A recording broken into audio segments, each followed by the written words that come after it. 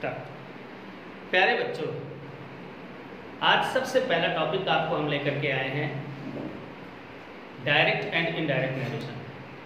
आपको ये जानना है कि डायरेक्ट और इनडायरेक्ट नरेशन को अच्छे से समझने के लिए हमें किन किन चीज़ों की आवश्यकता पड़ती है।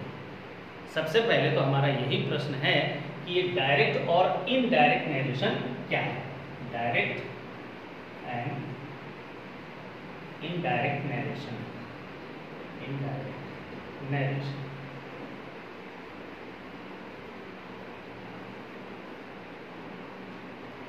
सबसे पहले हम ये जानें कि आखिर ये डायरेक्ट और इनडायरेक्ट नरेशन है क्या। और अगर हम ये नहीं जान पाएंगे कि ये डायरेक्ट और इनडायरेक्ट नरेशन क्या है तो फिर हम अच्छे तरीके से इनको आगे के नियमों को हम समझ नहीं पाएंगे। चलो तो ज़्यादा समय नहीं खराब करते हैं और सीधे जानते हैं कि डायरेक्ट और इनडायरेक्ट नरेशन क्या होता है। ये समझाने के लिए मैं आपको एक उदाहरण देता हूँ। जैसे यहाँ पर ये खड़े हैं मिस्टर ए और ये है मिस्टर बी। ये है मिस्टर बी। अब आपको कल्पना करनी है। कल्पना करिए कि मिस्टर ए और मिस्टर बी के बीच में कुछ बातें हुई थी। वो बातें क्या थी, हम उन बातों को भी हम जरा देख लेते हैं। कल ये दोनों लोग बातचीत कर रहे थे और मिस्टर ए पूछ रहा था मिस्टर बी से, क्या तुम कल स्कूल जाओगे? Will you go to school tomorrow? Will you go to school tomorrow? ये मिस्टर ए ने मिस्टर बी से पूछा था। ये कल की बात है। तो मिस्टर बी ने मिस्टर ए को जवाब दिया था, of course I am. Mister B ने ये जवाब दिया था। अब कहेंगे सर यहाँ पर ये तो डायरेक्ट स्पीच है और ना ये तो सिंगल एक सेंटेंस है। ये एक ऐसा वाक्य है जो मिस्टर ए ने मिस्टर बी से बोला था और ये भी एक वैसा ही एक सिंगल सा वाक्य है जो मिस्टर बी ने मिस्टर ए से बोला था। और ये पूर्व की बात हो गई। ये कल बोला था, हो सकता है आज वो बोलता हो और हो सकता है कि आगे भविष्य में ऐसा बोले। ऐसा मिस्टर ए मिस्टर बी से भविष्य में बोले। चलिए वो तो बात की बात है कि ये कब बोलेंगे, कब कैसे होगा। परंतु अब हम ये देखते हैं कि यही सेंटेंस अभी ये डायरेक्ट स्पीच नहीं है। अभी ना तो ये डायरेक्ट स्पीच है और ना ही अभी ये इनडायरेक्ट स्पीच है। अब जरा ये देखो कि ये डायरेक्ट स्पीच कब बनेगा और इनडायरेक्ट स्पीच कब बनेगा। आइए देखते हैं इसके बारे में। अब इसी बात को जो मिस्टर ए ने मिस्टर बी से कल कही थी, ये वाली बात कही थी और ये वाली बात कही थी, ये मिस्टर ए ने कही थी और ये बात मिस्टर बी ने कही थी। अब जरा देखते हैं कि यही बात यदि कोई थर्ड पर्सन मिस्टर सी कहे यहाँ पर, ठीक है, मिस्टर सी अब इसी बात को बोले। अब वो जो बातें हुई थी तो मिस्टर सी ये बात बोल रहा है अब कि भैया कल मिस्टर ए ने मिस्टर बी से ऐसा कहा था, तब वो डायरेक्ट स्पीच बनेगा। क्या बनेगा? कल मिस्टर ए ने ये वाला सेंटेंस अब कौन बोल रहा है, जरा ध्यान दीजिएगा। ये बोल रहा है मिस्टर सी, ना तो यहाँ पर ये मिस्टर ए बोल रहा है ये वाला सेंटेंस और ना ही मिस्टर बी बोल रहा है। यहाँ पर कौन बोल रहा है? मिस्टर सी बोल रहे हैं। ठीक है, अब यहाँ पर मिस्टर सी बोल रहे हैं। अब आपको देखना है कि यहाँ पर मिस्टर सी कैसे बोल रहे हैं इसी बात को। अब मिस्टर सी ऐसे बोलेंगे, mister A said to mister B yesterday. Mister A ने मिस्टर बी से कल कहा और जो कहा, क्या कहा था? ये कहा था। तो यही इसी को हमने जब यहाँ पर कॉमा लगा देते हैं और यहाँ पर ये इन्वर्टेड कॉमा के अंदर हम वही वाली सेंटेंस लिख देते हैं। क्या बोलते हैं? विल यू, और बिल्कुल ज्यों कहती हूँ, will you go to school tomorrow. ये लीजिए, देखा आपने? तो ये जो सेंटेंस बोला गया, अब ये वाला सेंटेंस ना तो मिस्टर ए के द्वारा बोला गया है और ना ही मिस्टर बी के द्वारा बोला गया है। अब ये सेंटेंस किसके द्वारा बोला गया है? ये किसी एक नए पर्सन के द्वारा बोला गया है। ठीक है ना? तो इसी को हम बोलते हैं डायरेक्ट स्पीच। अब इस तरह की बात को बोलने के लिए दो तरीके होते हैं भैया। एक तो ये तरीका होता है और दूसरा तरीका होता है कुछ इस तरीके से। हम अगर बोलते हैं कुछ नियमों का पालन करना पड़ता है, कुछ जानकारी होनी चाहिए, तब हम दूसरे तरीके से बोल पाएंगे। वो तरीका कौन सा है?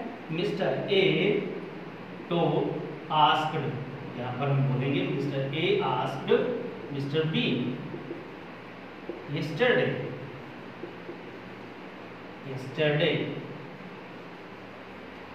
if, अब देखिएगा कैसे बोलेगा, if he would go to school the next day। अब इंग्लिश में मिस्टर सी इसी बात को इन दो तरीकों से बोल सकता है। कभी वो एक इस तरीके से बोलेगा, इसमें कुछ खास अंतर देखेंगे आप, इन दोनों वाक्यों में कोई ना कोई एक अंतर जरूर देखेंगे। अब इसी अंतर को नोटिस करिए कि ये अंतर क्या है। बहरहाल ये अंतर कैसे आ गया ये तो हम आपको बाद वाले वीडियो में बताएंगे, परंतु आज वाले वीडियो में ये देखो कि आखिर ये सेंटेंस क्या हुआ। अब क्या आपको ये समझ में आया कि ये सेंटेंस क्या हुआ? जरा देखना, समझना। फिर से हम एक बार आपको बताते हैं कि ये सेंटेंस क्या होता है, डायरेक्ट स्पीच क्या होता है, उसके हम एक परिभाषा बनाने का प्रयास करते हैं। परिभाषा कुछ ऐसी है, देखिए कि जब कोई रिपोर्टर, ये सी क्या कहलाएगा, ध्यान दीजिएगा, जब कोई रिपोर्टर,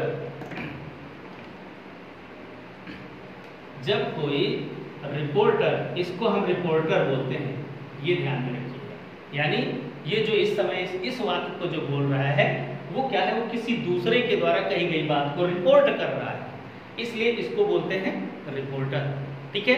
अच्छा, जब कोई रिपोर्टर, अर्थात हम कह देते हैं जब कोई व्यक्ति, और वो व्यक्ति कौन होता है, रिपोर्टर होता है। ध्यान रखें, ये व्यक्ति कोई भी हो सकता है, इस संसार का कोई भी व्यक्ति हो सकता है, यहाँ तक कि ये मिस्टर ए ही हो सकते हैं। हो सकता है वो अपने ही द्वारा कही गई बात को पुनः कह रहा हो।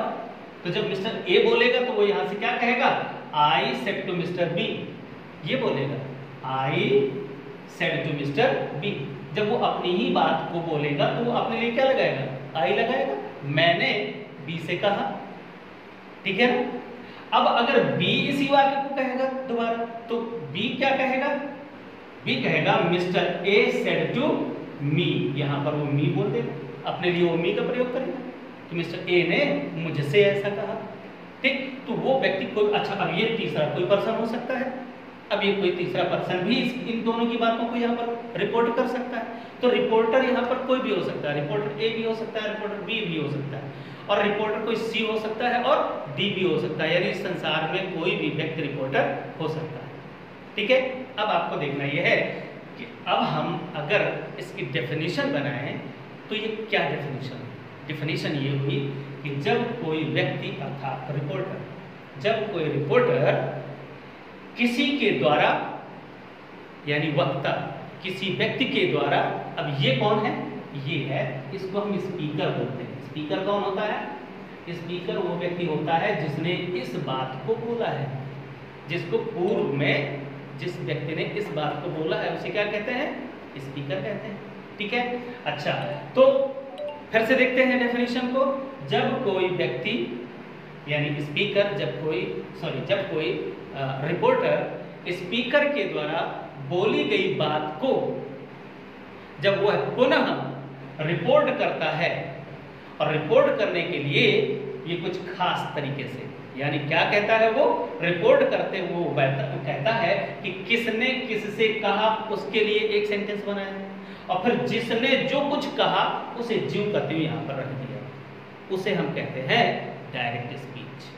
परंतु उसी बात को यदि कुछ नियमों का प्रयोग करके और कुछ अपनी लिबर्टी का प्रयोग करके, अपनी स्वतंत्रता का प्रयोग करके अगर उसी बात को दूसरे तरीके से कह देता है, कुछ ऐसे, मिस्टर ए ने चूंकि पूछा था, ये प्रश्न था, इसलिए उसने बना दिया आस्क्ड, और मिस्टर ए ने किससे बात करी थी, किससे पूछा था, मिस्टर बी से, तो यहाँ पर मिस्टर सी ने उसके लिए एक सेंटेंस अपनी तरफ से बनाया, और वो क्या बोला, mister A said to mister B, या mister A asked mister B. अब यहाँ पर देखते हैं कि ज्यों का त्यों नहीं रखना है, अब हमें कुछ चेंजेस करके रखने हैं। क्या है वो चेंजेस?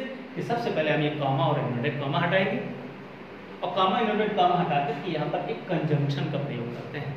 कंजंक्शन दो प्रकार के होते हैं, सबऑर्डिनेटिंग एंड कोऑर्डिनेटिंग। तो यहाँ पर हम कंजंक्शन का जब प्रयोग करते हैं तो हमें याद रखना चाहिए कि ये कौन सा इंट्रोगेटिव सेंटेंस है, ये हेल्पिंग वर्ब से शुरू होने वाला इंट्रोगेटिव सेंटेंस है, और वह वाक्य जो हेल्पिंग वर्ब से शुरू होता है उसके लिए हम इफ लगाते हैं या वेदर नाम का कंजंक्शन, इन दोनों में से हम किसी एक कंजंक्शन का प्रयोग करते हैं। अब इसके बाद क्या हुआ?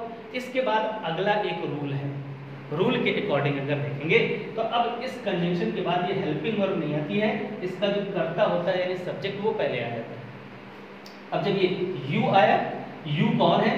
Will you. अब जरा इस वाक्य को ध्यान से पढ़िए, और ये वाला वाक्य ए ने पूछा था, तो अब जरा बताइए कि ये जो यू है, ए ने यू किसके लिए कहा था? तो आपको पता है कि ये यू कौन है? ये मिस्टर बी है ना? तो अब हमें यहाँ पर मिस्टर बी के लिए एक प्रोनाउन रख देना है, और मिस्टर बी हम आदमी मान लेते हैं तो ही औरत मान लेते हैं, मिस होता तो यहाँ पर सी कर देते, तो ये हो गया यहाँ पर ही हो गया। तो ये यू बदला, कहाँ से बदला? मिस्टर बी से चेंज हुआ। यू चूंकि सब्जेक्ट है, क्रिया से पहले है, सब्जेक्ट है, इसलिए मिस्टर बी के लिए सब्जेक्टिव केस प्रोनाउन हमने ही रख दिया। इसके बाद ये यहाँ पर जो विल है, जो हेल्पिंग वर्ब है, वो सब्जेक्ट के बाद चली जाएगी, लेकिन इसमें भी परिवर्तन होता है। परिवर्तन क्या होता है कि अगर ये वाली जो क्लास है, ये अगर पास्ट टेंस में है, इस क्लास को कहते हैं रिपोर्टिंग क्लास। अगर रिपोर्टिंग क्लास की प्रयुक्त जो क्रिया है उसे रिपोर्टिंग वर्ब कहते हैं। अगर ये रिपोर्टिंग वर्ब में पास्ट टेंस की क्रिया है तो ये विल भी अपने पास्ट फॉर्म में आएगा, और इसका पास्ट फॉर्म क्या हुआ? वुड हो गया, है ना? और फिर इसके बाद मुख्य क्रिया आगे लग गई, फिर जो लगा हुआ है, और फिर कुछ ये समय बताने वाले शब्द होते हैं, इनको ये डिस्टेंस प्रकट करने वाले शब्दों में बदल दिया था। टुमारो को, द नेक्स्ट डे। ये कुछ नियम हैं जो आपको याद करने पड़ेंगे, और सिस्टम वाइज आप तरीके से करेंगे। बहरहाल अभी तो हमारा इन नियमों पर फोकस ही नहीं है, अभी हमारा फोकस इस बात पर है कि आप अच्छे से जान लें कि वास्तव में डायरेक्ट और इनडायरेक्ट स्पीच क्या होती है। तो आपने बच्चों जान लिया कि डायरेक्ट और इनडायरेक्ट स्पीच क्या होती है। एक बार मैं आपको फिर से समराइज करता हूँ, देखिए ध्यान से। जब कोई एक रिपोर्टर किसी स्पीकर के द्वारा कही गई बात को पुनः अपने तरीके से कहता है, अपने तरीके से कहते हुए, और स्पीकर के द्वारा बोली गई बात को ज्यों का त्यों इन्वर्टेड कॉमा के अंदर लिख देता है, उस वाक्य को डायरेक्ट स्पीच कहते हैं। परंतु जब उसी बात को कुछ निश्चित नियमों का प्रयोग करते हुए, कुछ अपने शब्दों का प्रयोग करते हुए, जब वो उसी बात को दूसरे तरीके से कह देता है तो उसे इनडायरेक्ट स्पीच कहते हैं। तो ये है डायरेक्ट स्पीच और ये है इनडायरेक्ट स्पीच। अब आप लोगों ने जाना, तो ये आप जानिए कि डायरेक्ट से इनडायरेक्ट स्पीच बनाना ये केवल 2 नंबर का काम नहीं है। इनफैक्ट ये हमारी प्रैक्टिकल लाइफ में जब हम बातचीत करते हैं तो कई बार आप ऐसा बोलते हैं, आप मम्मी को अपनी याद दिलाते हैं, आप अपने पापा को याद दिलाते हैं, भैया को याद दिलाते हैं। जब कोई प्रॉमिस की बात आती है तो आप क्या कहते हो? मम्मी आपने कल ऐसा कहा था कि तुम अगर ऐसा करोगे तो हम ऐसा कर देंगे। तो वो याद रिकॉल कराता है अपने मम्मी को। तो ये वास्तव में चूंकि हम हिंदी में बोलते हैं इसलिए इस तरह के वाक्यों के बारे में कभी सोचते नहीं है, लेकिन जब हम इंग्लिश में बात करते हैं तो हमें सोचना पड़ता है। हमें हर प्रकार की ग्रामर आनी चाहिए, वो सेंटेंसेज आनी चाहिए, उन पर पकड़ होनी चाहिए, तभी हम उस प्रकार के सेंटेंसेज को अपनी प्रैक्टिकल लाइफ में बोल सकते हैं, अन्यथा नहीं बोल सकते। तो आज के लिए, आज के इस वीडियो में आपको यही अच्छी प्रकार से इसको आप रिवाइंड करके फिर से देखिए, फिर से समझिए कि हमने आज से असल में आपसे क्या पूछा और क्या बताया। फिर भी अगर कोई बात आपको समझ में नहीं आती है तो नीचे कमेंट करके आप मुझे बताएं। मेरे YouTube चैनल को आप फॉलो करिए और उस पर जाकर सब्सक्राइब करिए, समझिए, पढ़िए। इसके बाद अगर कोई भी संदेह आपके दिमाग में रह जाता है तो नीचे कमेंट पर आप अपने क्वेश्चंस भेजिए, मैं आपको उनके जवाब दूंगा। Thank you.